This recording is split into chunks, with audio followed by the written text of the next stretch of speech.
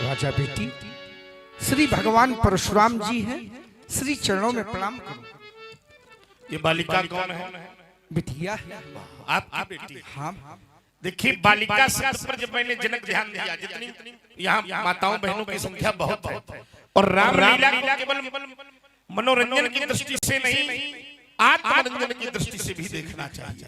एक बार मैंने पूछा कि बालिका माने क्या हो सकता है? शास्त्रों ने कहा जिसे अपने बल का बोध न हो उसका नाम बालिका। कितना बल है बालिका में? उत्तर मिला, जो प्रकृति में भी शक्ति भरने की सामर्थ्य रखती हो उसका नाम बालिका। जो एक नहीं दो कुलों को प्रेम का पाठ पढ़ाती हो उसका नाम बालिका।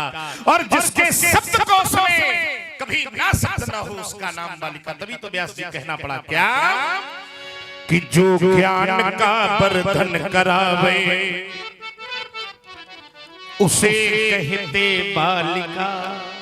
प्रकृति में भी शक्ति लावे उसे कहते बालिका। प्रेम की परिभाषा पढ़ावे उसे कहते बालिका। और मेरा अंतस कहता है प्रभु को धरा पर खींच लावे उसे कहते बालिका।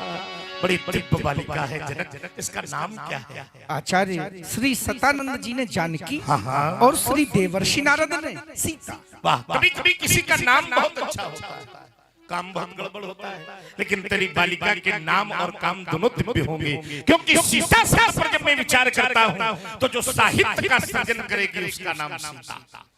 हृदय में एक शब्द की विवेचना कीजिए। जो साहित्य का सृजन करेगी उसका नाम सीता। जो सतीत्वता को वर्ण करेगी उसका नाम सीता। जो शास्त्रों का चिंतन करेगी उसका नाम सीता। जो साधुओं की सेवा करेगी उसका नाम सीता। जो संतों के मध्य रहेगी उसका नाम सीता।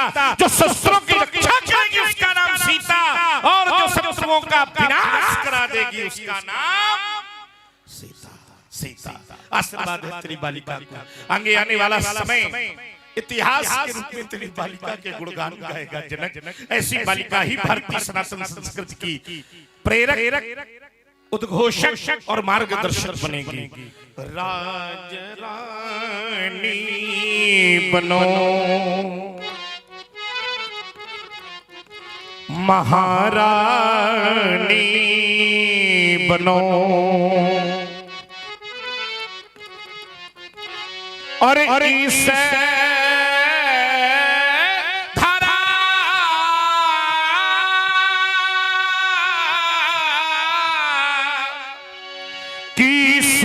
सुबह कहानी बनो, राज रानी बनो, महारानी। क्यों?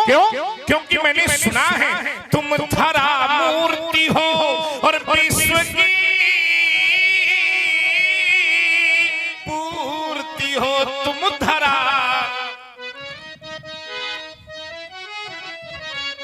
साधना शक्ति हो, भावना भक्ति हो। साधना शक्ति हो और भावना भक्ति हो।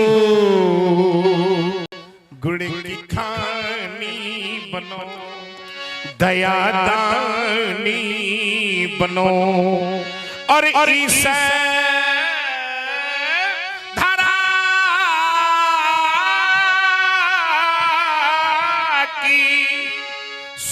सुबह कहानी बनो, राज रानी। अगर शिक्षा लेनी माताओं, पाश्चात्य की भीड़ पर बैठी हुई माताएं ध्यान दें। हमारी संस्कृति छिन्न भिन्न परिच्छिन्न परिधानों को पहनकर अंग प्रदर्शन का संदेशा नहीं देती। हमारी संस्कृति कहती है परिधान भी अगर नारी पहने तो उसके तन पर साधना की साड़ी पड़ी हो, दया का दुपट्टा उड़ा हो, आंखों में करुणा का काजल लगा हो, पवित्रता की पायल पहनी हो, कर्मों का कर्मफूल हो और मानवता की मांग पर शीतलता का सिंदूर भरा हो, तो समझ लेना मित्रों की खड़ी होने वाली नारी केवल भारत की ही हो सकती है। जाओ ले जाओ बालिका को। शुभम कल्याणमस्तु।